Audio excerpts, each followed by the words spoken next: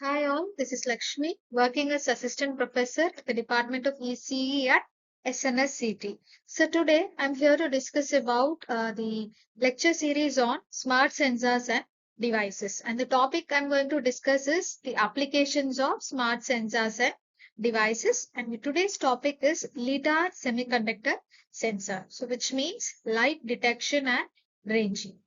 So let us discuss in detail about Lidar semiconductor sensor. So light detection and ranging. So this is a remote sensing technology that uses laser light pulses to measure the distances to the objects. And also it creates the high resolution three-dimensional maps of the environments with great accuracy. And so this makes use of the time of flight principle. So the time required by this pulse to fall on the target and reflect back gives the distance of the object. So this is the principle behind LIDAR semiconductor sensors. So now talking about the empathy part, applying design thinking stage one, that is empathy. So here the empathy in context of LIDAR means deeply understanding the people, environments and the problems with the technology that is being developed. So it focuses on the human needs and not just technical features.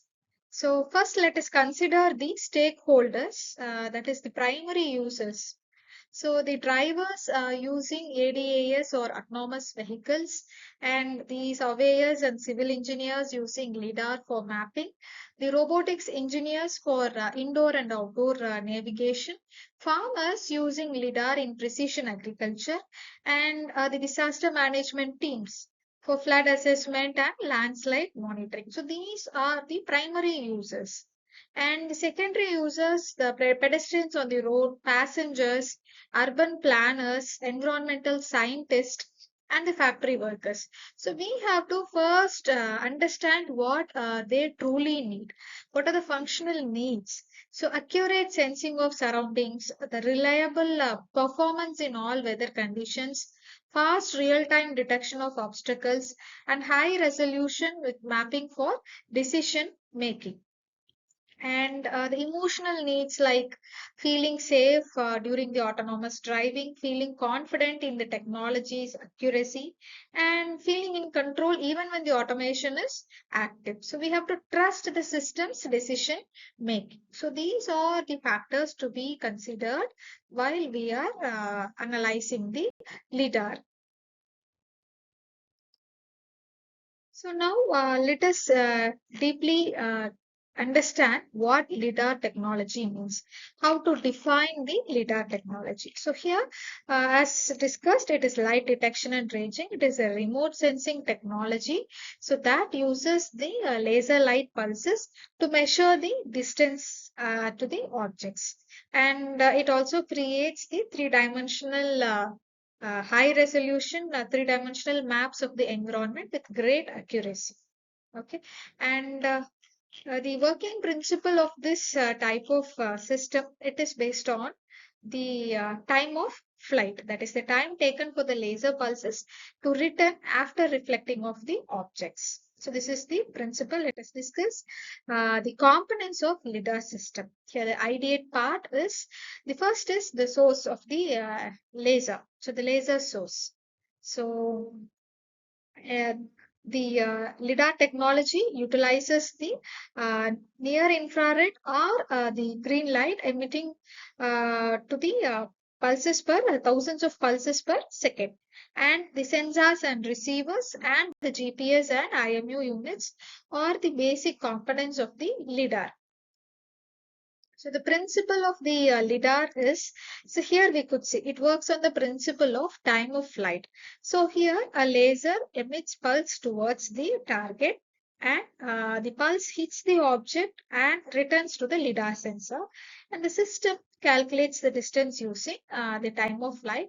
So we have the formula for calculating the distance, which is calibrated from the time of flight. So how here the laser pulse is generated is, it uses this laser diode or a fiber laser to generate short and high frequency pulses. So the characteristics will be such a way that the pulse width will be 1 to 10 nanosecond and the repetition rate is of 10 kilohertz to 1 megahertz. And the beam divergency will be very low and it is having high accuracy. So, and there are different types for based on the airborne, terrestrial, mobile lidar, etc. For each applications, the different types of lidars are used. And the prototype is about developing the hardware, its software architecture, and the system integration. So we have to design a compact solid state laser arrays and receiver modules. And we need to develop a efficient signal processing algorithms for the raw data conversion. And we have to integrate this with the vehicle control and the perception system seamlessly.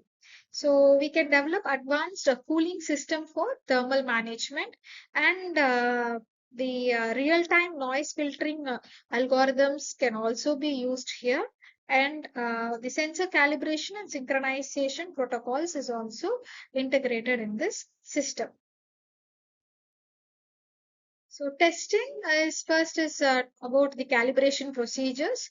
So we have to ensure the measurements of this lidar sensors and field testing. So conducting field test in various environment, it allows the assessing the sensor performance and then the data validation. We can compare the collected data and we can ensure whether the proper accuracy is being maintained.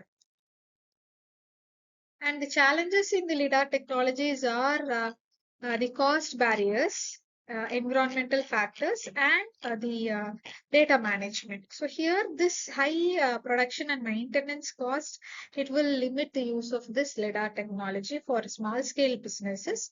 And the environmental factors like various weather conditions would affect this LiDAR system. And the data management, since it is dealing with huge amount of data, this also becomes tough. So these are the challenges in LiDAR technology.